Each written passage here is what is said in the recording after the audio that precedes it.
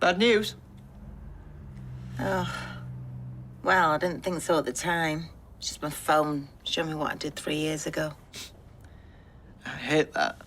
The other day, mine showed me a photo of a massive spider in my old shower. Jumped out my skin. Both times. Not exactly a precious memory. Well, this should have been. It was my wedding day. I actually look happy. If only we'd known. Just goes to show. Life's full of surprises, eh? Well, it certainly is since you turned up. I was only trying to help, Roy. Yeah, well, let's see, shall we? I can't help thinking that if it was that easy to spring people out of prisons, they'd all be empty, wouldn't they? Most people inside are guilty. Roy isn't. And neither am I, given the circumstances. I still say it was the right thing to do. Well, I don't think Roy would agree with you. I hope he's coping. Hello, Kim Jong-un's phone. Yeah. Sorry, Detective. It's me, obviously, not Kim.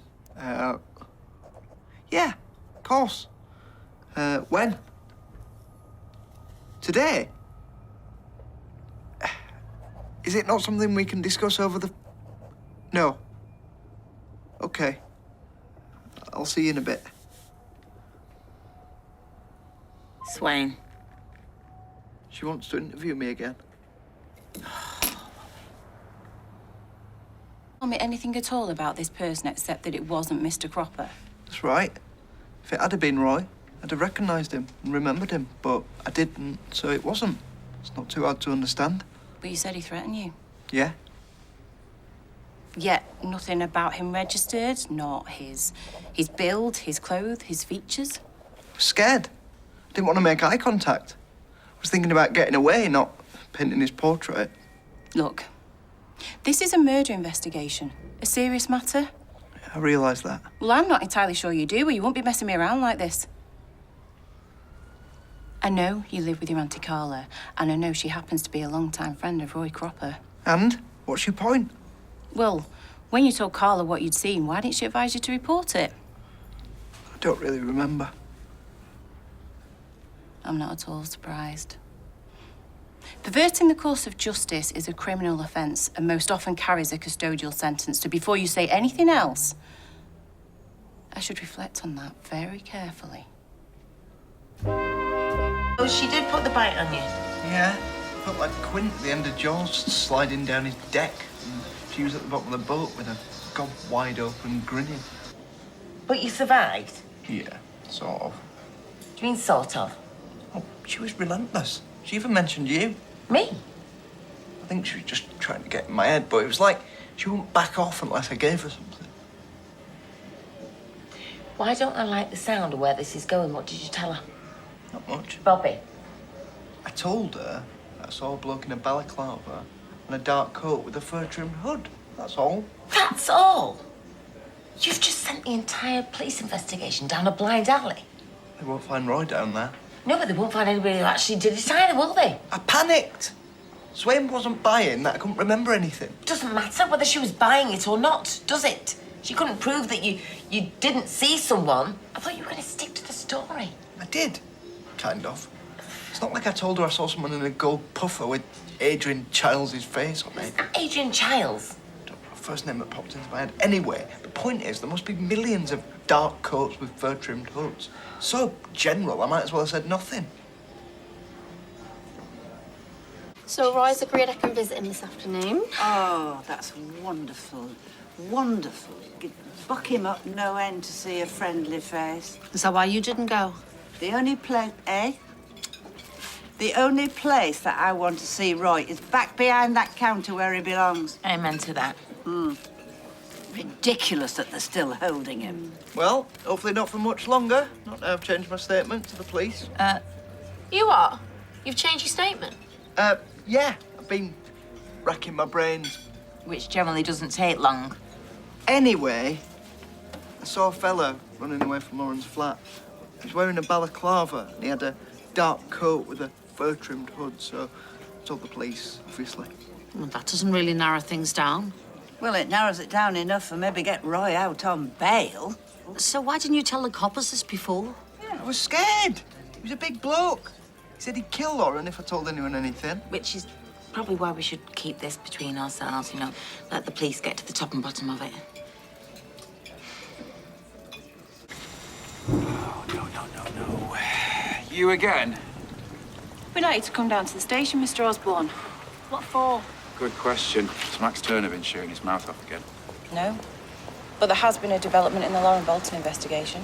What kind of development? We'd prefer to discuss that with Mr. Osborne. So if you'd be good enough to come with us, sir.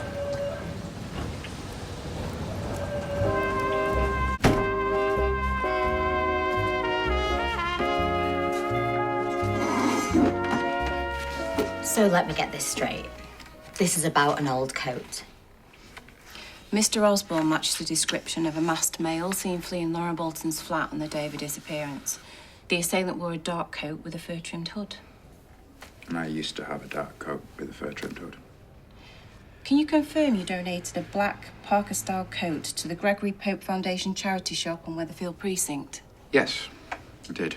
Along with some kids' clothes and some books. Sorry, you've already charged Roy Cropper. The investigation is ongoing. And I did have a dark coat with a fur-trimmed hood.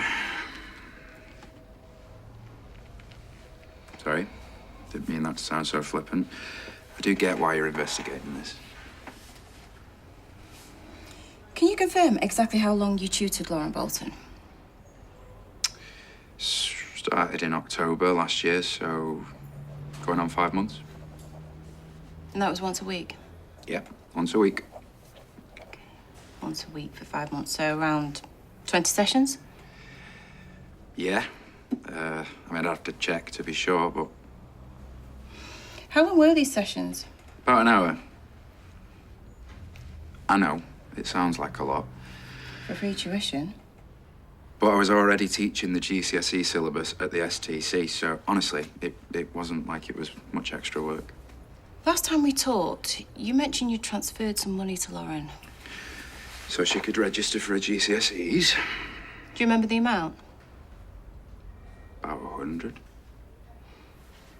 I had somewhere around £148. Yeah, that sounds about right. Was it a gift or a loan? I said it was a loan, but I knew she didn't have any money. I wasn't expecting her to pay me back. Okay, so you gave up 20 hours of tutoring and gave her £148? That's correct. That's very nice of you. Yeah. Of course. You like to arrest nice people, don't you? You got Roy Cropper banged up, and he's literally the nicest man in the world. Daniel. Sorry. Yeah, she was a good kid. She needed some help. I was trying to be nice. I'm sorry, I'm really not trying to tell you how to do your job. No, feel free. But come on. Loads of people in Manchester have Parkers. Are you going to bring Liam Gallagher in next? That's funny. Well, that's what I'm saying. This whole thing is mad. Taking a coat to a charity shop isn't the behaviour of someone who's committed a crime. Is it? I'd have burnt it. Or thrown it in the canal. You're currently living with Bethany Platt, is that right? Well, she's got a key, so... You're in a relationship. That's right. How did you meet? She's a neighbour. Sorry, how is this relevant? Did you tutor Bethany? No. Help her in any way when she was starting a journalism career? Offer to read any articles? Well, yeah, but... And you did tutor Summer Spellman and were questioned about allegations of improper conduct. Yes, but we've been over this. That was all sorted. Yes. And I also know that the person who made those allegations ended up at the bottom of your stairs with a broken arm. So this isn't mad. You answering questions about all this, is it? When was the last time you saw Lauren Bolton before her disappearance on the 23rd of February? It's preposterous. Is it, though? I should never have offered to help tutor Lauren, not after what happened with Summer and Max.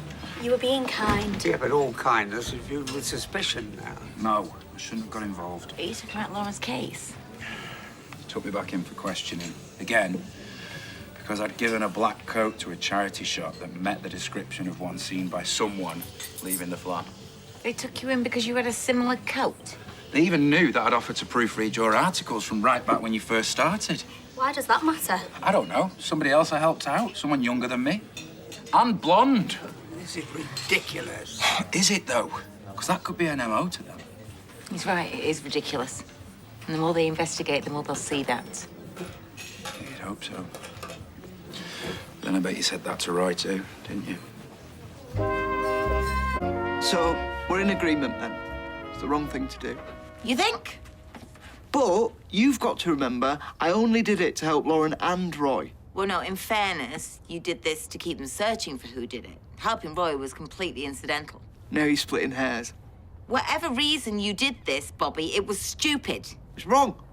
I admit that, but there's no way Daniel's going to get the blame for this. Anyway, dear Swain is called. Left me a voicemail. She wants to talk. Bobby, I think it's time. No.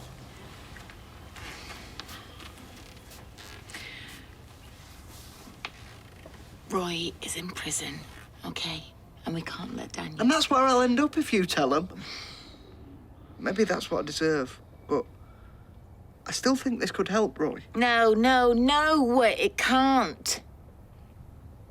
Okay, Bobby, if you truly want to find out what happened to Lauren and get Roy out of there, then we have to take a page out of his book and just stop with the lying. Bobby, the police need to know the truth.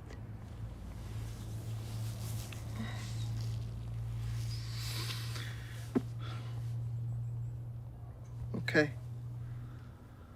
Let's go talk to him. I'm sorry.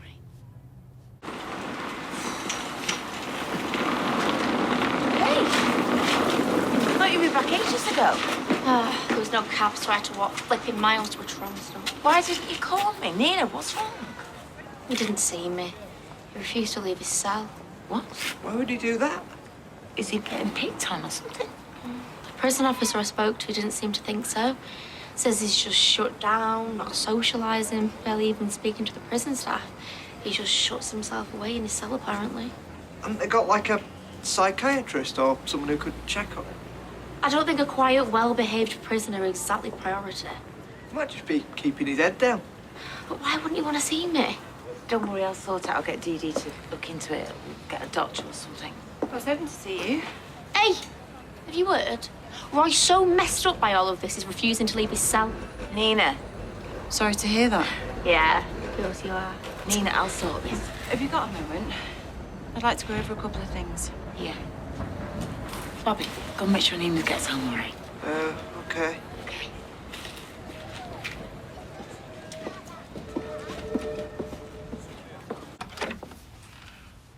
Flippin' heck. Don't you have a phone? I thought we should do this face to face.